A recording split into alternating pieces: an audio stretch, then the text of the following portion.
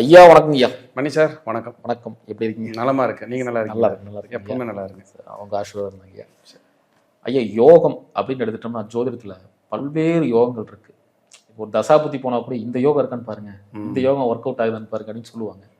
பழைய சாஸ்திர நூல்கள்ல பஞ்சமகா புருஷ யோகம் சொல்லி ஒரு கான்செப்ட் இருக்குங்க ஐயா. அதாவது சாதிக்க பிறந்தவர்கள் இவர்கள் கண்டிப்பா அப்படின்னு சொல்லக்கூடிய ஒரு நூல்லாம் இருக்கு. நிறைய படிச்சிருக்கோம். ஸோ அது என்னங்க பஞ்சமகா புருஷ யோகம்னா என்ன, அதில் என்னென்ன யோகங்கள் அடங்கியிருக்கு, அதை பற்றி கொஞ்சம் சொல்லுங்க ஐயா. கண்டிப்பா ஐயா. பஞ்சமகா புருஷ யோகங்கள். பஞ்ச அப்படின்னா 5, மகா அப்படின்னா பெரிய பெரிய.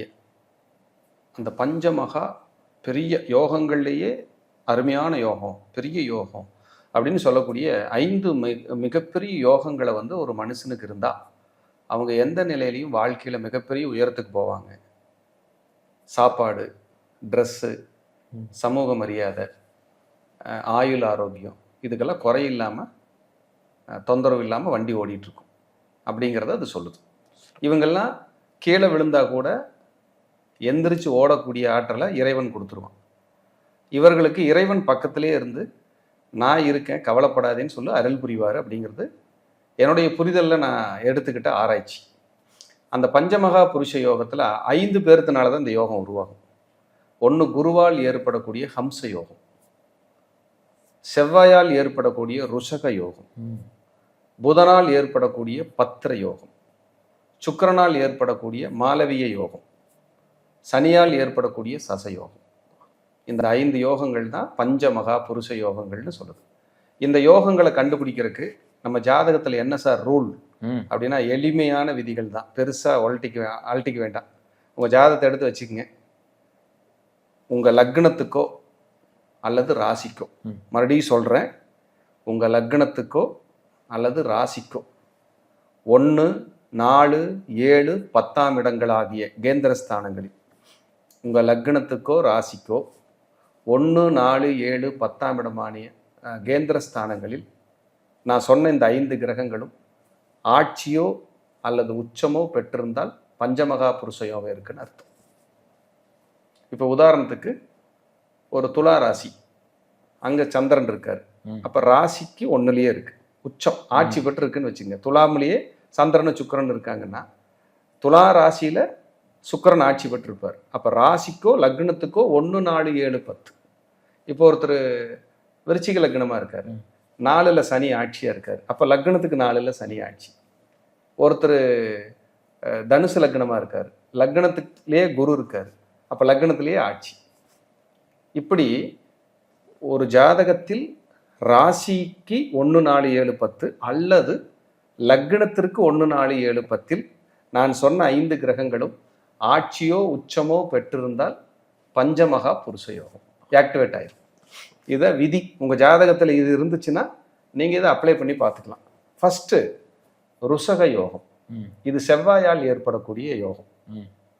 உங்கள் ராசிக்கு உங்கள் லக்னத்துக்கு 1, 4, 7, 10 செவ்வாய் இருந்து அந்த 1, 4, 7, 10ஆம் இடத்துல அந்த செவ்வாயாகப்பட்டவர் ஆட்சியாவோ உச்சமாகவோ அமர்ந்தால் ருஷக யோகம். அப்போ ருஷக யோகத்தால் என்ன சார் கிடைக்கும் அப்படின்னா, ஃபஸ்ட்டு பெரிய பதவி, அசாத்திய திறமை, மதிக்கத்தக்க சொத்துக்கள், மன தைரியம், எதையும் எதிர்கொள்கின்ற ஆற்றல், ஒரு கூட்டத்தையே வழி நடத்துகின்ற தலைமை, இதெல்லாம் ருஷக யோகத்தால் கிடைச்சிருது. ரொம்ப பிரமாதமாக கிடைச்சிடும். அவ்வளோ பவர். யாருக்கு சார் ருஷக யோகம் இருந்துச்சு அப்படின்னா கலைஞருக்கு இருந்துச்சு. யாருக்கு இருந்துச்சு? கலைஞருக்கு. கலைஞருக்கு இருந்துச்சு. இப்போ தளபதி விஜய்க்கு, சிஎம் சாருக்கு இருக்கு. ஏன்னா ராசியிலேயே லக்னத்திலேயே செவ்வாய் அங்கே இருந்து ஆட்சி உச்சம் பெறல, ஆனால் நீசபங்க ராஜயோகமாக மாறிட்டார். அதுவும் இது இந்த யோகத்தை வழிநடத்துறதுக்கான விஷயத்தை அது சொல்லிடுது. அப்படி இப்படியெல்லாம் நிறைய சொல்லிக்கிட்டே போகலாம். அந்த செவ்வாய் பலம் பெற்றாதான் நீங்கள் சமுதாயத்தில் யார் இவர், எப்படி வந்துட்டார், பெரிய வேலை அப்படின்னு உங்களை புருவத்தை உயர்த்தி பார்க்குற ஒரு காலமாக இருக்கும் அப்படின்னு சொல்லுது. இது ருஷக யோகத்தால் ஏற்படக்கூடியது. அடுத்தது ஹம்ச யோகம். ஹம்ச யோகம்ங்கிறது குருவால் ஏற்படக்கூடியது. குரு உங்கள் ராசிக்கோ உங்கள் லக்னத்திற்கோ 1, 4, 7, 10 அமர்ந்து அந்த வீடு ஆட்சியோ அல்லது உச்சமாக இருந்தால் ஹம்ச யோகம் ஆக்டிவேட் ஆகும். இந்த ஹம்ச யோகத்தால் எனக்கு என்ன சார் இருக்கிறோன்னா, நல்ல புத்திரர்கள், குழந்தைகளுக்காகவே வாழக்கூடிய நபர்கள், நீதியுள்ள வாழ்க்கை, நேர்மையுள்ள வாழ்க்கை, ஆன்மீக பற்று, மற்றவர்களுக்கு வழிகாட்டும் தகுதி, வழிநடத்தும் தகுதி, கௌரவமான வாழ்க்கை, கௌரவமான சமுதாயத்தில் கௌரவமான வாழ்க்கை, இதை பூரா அந்த குரு கொடுத்துருவார். இவங்களுக்கு சார் எல்லாத்தையும் இழந்து நான் முடிஞ்சே போயிட்டேன்னு சொன்னா கூட சார் எங்கேயாவது ஒரு பக்கம் ஃபீனிக்ஸ் பறவை மாதிரி மேலே எந்திரிச்சு வந்துடுவாங்க.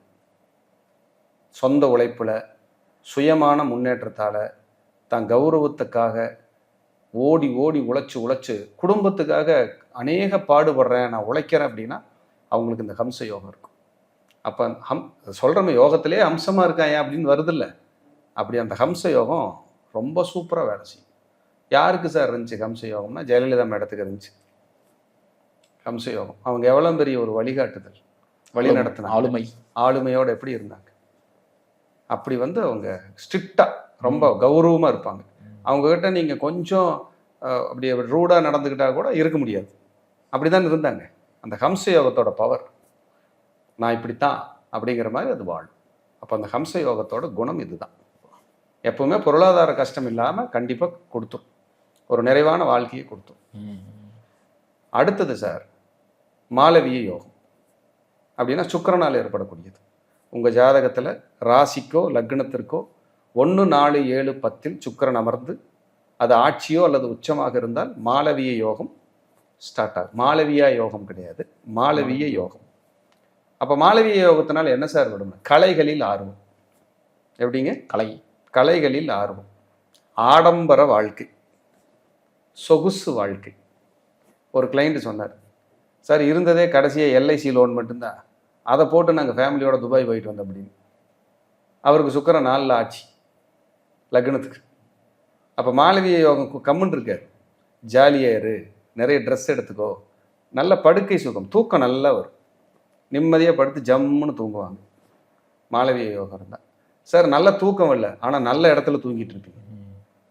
ஏசி, நல்ல பெட்டு, ஃபேனு, ஏதோ ஒரு அரண்மனை மாதிரி உங்கள் இடத்துக்கு லக்ஸுரி என்னவோ அது தேவையானது கொடுத்துரும்.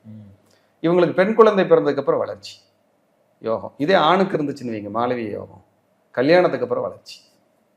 பெண்ணுக்கு இருந்தால் கல்யாணத்துக்கு அப்புறம் சொகுசு வாழ்க்கை, அப்பா வீட்டில் இருந்ததை விட இங்கே ரொம்ப பிரமாதமாக வாழ போகிறாங்கன்னு சொல்லுது. இது மாலவிய யோகம். சொகுசு வாகனம், எங்கேயாவது கோயிலுக்கு போகணுன்னா கூட ஒரு டாக்ஸி புக் பண்ணி தான் போவாங்க. டாக்ஸி புக் பண்ணி தான் கோயிலில் போய் சாமி கும்பிட்றதுனா கூட 200 ரூபா டிக்கெட்டில் போய் தான் கும்பிடுவாங்க. இந்த லைனில் நின்று நான் போக மாட்டேன் சார். எப்போவுமே உங்களுக்கு சொகுசு, எப்பவுமே இந்த உணவு, சினிமா, சொகுசு, கலைகள் இது மேலே பயங்கர ஆர்வமாக இருக்கும். ட்ரெஸ் எடுத்துக்கிட்டே இருக்கிறது, தன்னை அழகுபடுத்திக்கிட்டே இருக்கிறது, இதெல்லாம் மாலவிய யோகம். அடுத்தது சார் பத்திர யோகம். அப்படின்னா புதனால் ஏற்படக்கூடிய யோகம். இது என்ன சார் பண்ணுறது அப்படின்னா, ராசிக்கோ லக்னத்திற்கோ இந்த பத்திர யோகம்ங்கிறது 1, 4, 7, 10 புதன் அமர்ந்து அந்த வீடு ஆட்சியோ உச்சமாக இருந்தால் அது பத்திர யோகத்தை சொல்லும். பத்திர யோகம்னா என்ன? நிறைய நிலபுலன்கள், உங்கள் சக்திக்கு எவ்வளவோ அது கிடைச்சது. ஒரு சின்ன டாக்குமெண்ட்டாவது நம்ம வச்சுருப்போம். என்கிட்ட ஒரு 3 சென்ட் இடம் இருக்குது, அரை கிரவுண்ட் இடம் இருக்குது, ஒரு ஏக்கர் இடம் இருக்குது, 100 ஏக்கர் இடம் இருக்குன்னா இந்த பத்திர யோகம் தான் கொடுக்கும். இது கொடுக்காம போகாது. கூர்மையான அறிவு சார், வியாபார தந்திரம் சார், நுணுக்கம் சார், வியாபார தந்திரம் சார், கூர்மையான அறிவு சார், அதீத கணக்கு போடுறது சார், திட்டமிடுறது சார், கம்யூனிகேஷன் ஸ்கில் சார். ஒருத்தர்கிட்ட எப்படி பேசுனா இவங்களுக்கு காரியம் சாதிக்க முடியும்னு இவங்களுக்கு தெரியும் சார். சாதிச்சு அவங்கள தன் வலையில விலக வச்சு, வலையில கெட்டதுக்காக இல்லை, எனக்கு வேலை நடக்கணும், அதனால அந்த பத்திர யோகம் என்கிட்ட இருக்கு, நான் பேசுனேன்னா வேலை நடக்கும். சாமர்த்தியம் சொல்லலாம். சாமர்த்தியம் தான், உண்மைதான். அப்போ பத்திர யோகம் ரொம்ப பவர்ஃபுல் யோகம். இவங்களுக்கு குழந்தை பிறந்தா கூட கூர்மையான அறிவுள்ள குழந்தைகள் கிடைக்கும். பத்திர யோகம் சூப்பராக வேலை செய்யும். அந்த பத்திர யோகம் மட்டும் இருந்துச்சுன்னா ஞானம், அறிவு, கணித திறமை, புத்தி கூர்மை, ஷார்ப் மைண்டு, அறிவாற்றல், பேராற்றல் சொல்லிக்கிட்டே போகலாம். அப்படியான ஒரு அழகான வாழ்க்கையை இவர்களால் வாழ முடியும். அடுத்தது சசயோகம், சனியால் ஏற்படக்கூடிய யோகம். ராசிக்கோ லக்னத்திற்கோ சனி 1, 4, 7, 10 அமர்ந்து அது ஆட்சியோ அல்லது உச்சமாக இருந்தால் அது சசயோகம். ஒரு கூட்டத்தையே வழி நடத்துகிற தகுதி இருக்குது சார் சசயோகத்துக்கு.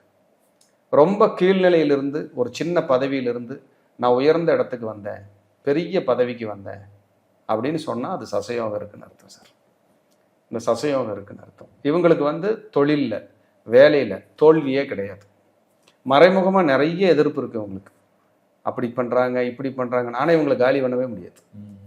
ஏன்னா சசயோகம் அங்கே உட்காந்துருக்கு. ஏன்னா உழைப்பால் உயர்ந்தவர்கள் தன்னோட வேலையில் டெடிகேஷனாக நேர்மையாக நிறுவனத்திற்காக நான் ரொம்ப உழைக்கிறேன், கரெக்டாக இருக்கிறேன், கரெக்டாக வேலை செய்கிறேன் அப்படிங்கிற மாதிரியான ஒரு நபர்கள். ரொம்ப கீழே போய் பேசிக்காக ஒரு கிளரிக்கல் போஸ்ட்டில் சேர்ந்து அந்த நிறுவனத்து குழுமத்தில் நான் ஒரு ஜிஎம் வரைக்கும் வந்தேன் அப்படின்னா அந்த சசயோகம் வேலை செய்யும். இல்லை சார் நான் அப்படியெல்லாம் இல்லை சார்னா நீங்கள் இருக்கிற இடத்துல தலைமையாக இருப்பீங்க, பெரிய ஆளாக இருப்பீங்க. நீங்கள் ஒரு வழிநடத்துகிற கூட்டத்தை வழிநடத்துகிற தகுதி உங்களுக்கு சசயோகத்தில் கிடைக்கும்.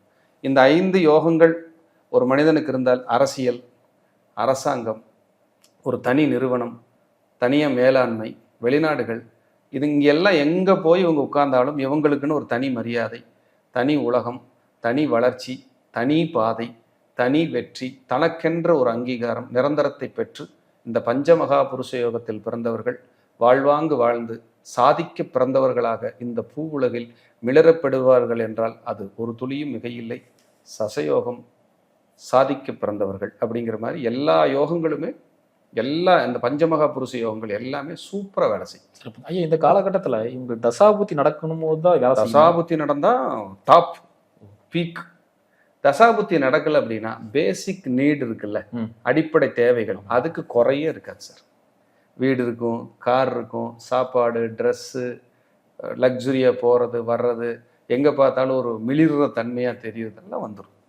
தசாபுத்திகள் இருந்தால் 100%. அந்த தசாபுத்தி இருந்தால் அடித்து தூள் கிளப்பிட்டு வந்துடும்.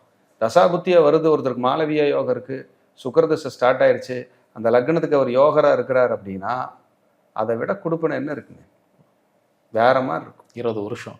இப்போ ஒன்றும் இல்லை, தனுசு லக்னம் ஒரு நண்பர், ஆனால் 6 குடையவர் தான் தனுசு.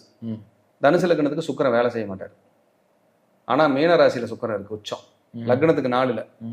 அப்போ இது வந்து அவருக்கு எப்படி வேலை செய்யுது, மாலவியா யோகம். இப்போ வந்து 6 வருஷம் ஆச்சு சுக்கிரதசை.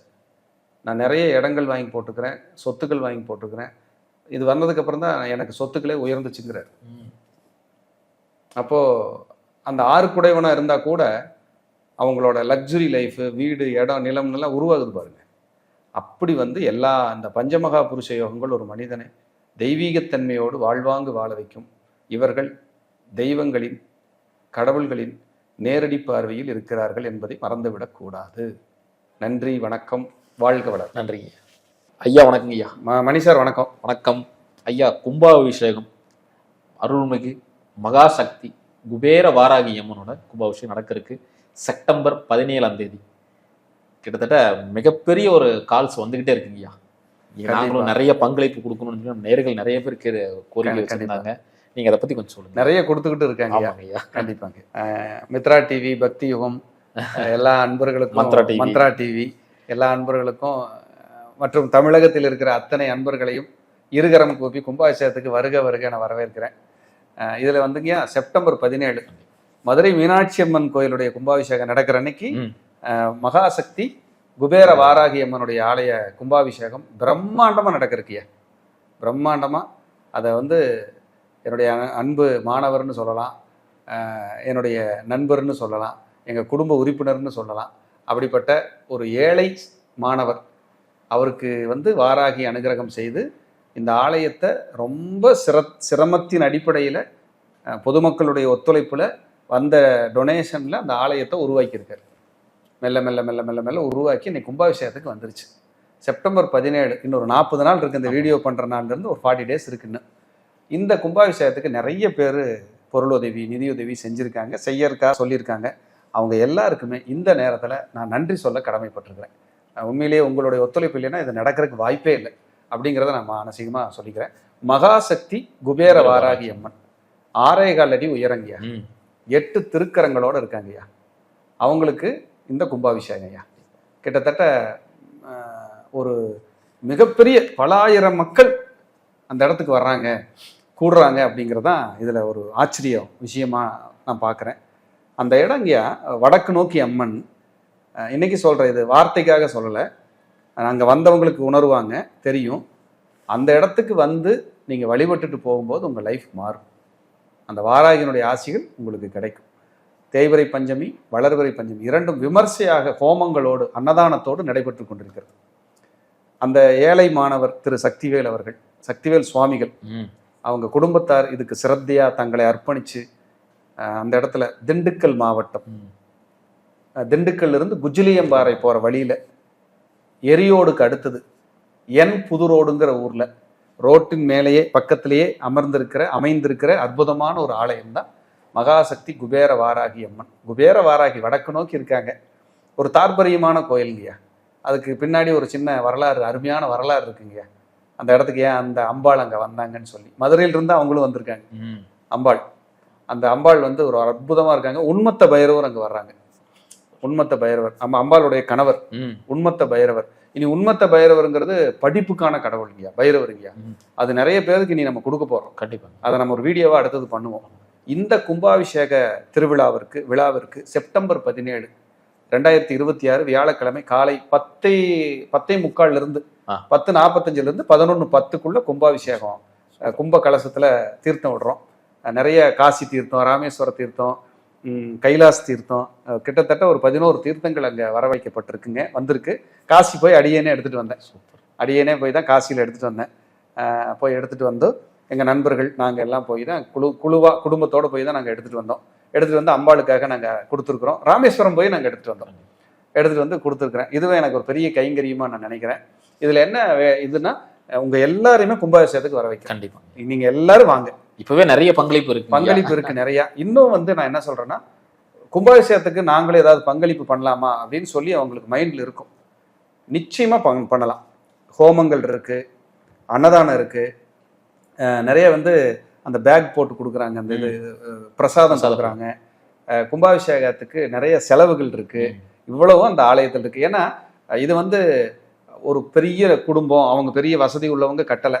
ஒரு ஏழை மாணவர் திரு சக்திவேல் சுவாமிகள், அவர் வந்து ரொம்ப, நீங்கள் அவரை போய் பார்த்தீங்கன்னாலே தெரியும் என்னடா இப்படி இருக்கிறாரு, எப்படி இதை பண்ணாங்கன்னு சொல்லுவாங்க. அதில் கடவுளர்களால் வராகியினுடைய புண்ணியத்தில் எனக்கு ஒரு கைங்கரியம் கிடைச்சது, பங்களிப்பு கிடைச்சது. நாமளும் அது பங்கெடுத்து இந்த கும்பாபிஷேகத்துக்கு என்னென்ன பணிகள், திருப்பணிகளுக்கு நம்மளால் முடிஞ்ச கைங்கரியங்கள் என்ன செய்ய முடியுமோ, உடல் உழைப்பு எல்லாம் போட்டுக்கிட்டு இருக்கிறோம். இன்னும் அந்த கும்பாபிஷேகத்தில் அடியன் ஒரு வாரத்துக்கு முன்னாடியே போகிறேங்க. 6 கால பூஜை நடக்குது. கும்பாபிஷேகம் வெகு விமர்சையாக நடக்குது. எல்லாம் அம்பாளுடைய ஆசி தான், நம்ம கையில் எதுவுமே இல்லைங்க. இந்த கும்பாபிஷேகத்திற்காக நீங்கள் பொருள் உதவி, நிதி உதவி எது அளிக்கணும் அப்படின்னாலும் கீழே டிஸ்கிரிப்ஷனில் அவங்களோட ட்ரஸ்ட் அக்கௌண்ட் நம்பரும் ஜிபே நம்பரும் இருக்கும், கான்டாக்ட் நம்பரும் இருக்கும். நீங்கள் கான்டாக்ட் பண்ணி உங்களால் முடிஞ்ச கைங்கரியங்களை, ஏன்னா வாராகி கைங்கரியத்துக்கு நீங்கள் பங்கெடுக்கிறது அவ்வளவு சிறப்பு. ஏன்னா நிறைய பேர்த்துக்கு கடன், எதிரி, சூன்ய தோஷம், நெருக்கடி, இது மாதிரி நிறைய நம்ம பார்த்துருப்போம். ஒரு வாய்ப்பாக எடுத்துக்கலாம் இது. அதனால தான் சொல்கிறேன், இது வந்து வாய்ப்பாக எடுத்துக்கிட்டு நீங்கள் பங்களிக்கலாம். கண்டிப்பாக அப்படி பங்களிப்பு செய்யும்போது அந்த அன்னையின் பேரருள் உங்களுக்கும் உங்கள் குடும்பத்தாருக்கும் நிச்சயமாக பரிபூர்ணமாக கிடைக்கட்டும் சொல்லி உங்கள் எல்லாத்தையும் கும்பாபிஷேகத்தில் அடியேனும் சந்திக்கிறேன். எல்லாரும் வாங்க, கும்பாபிஷேகத்தில் மீட் பண்ணுவோம். மாபெரும் அன்னதானம் காலையில் 9 மணிலேருந்து ஈவினிங் வரைக்கும் இருக்கும்.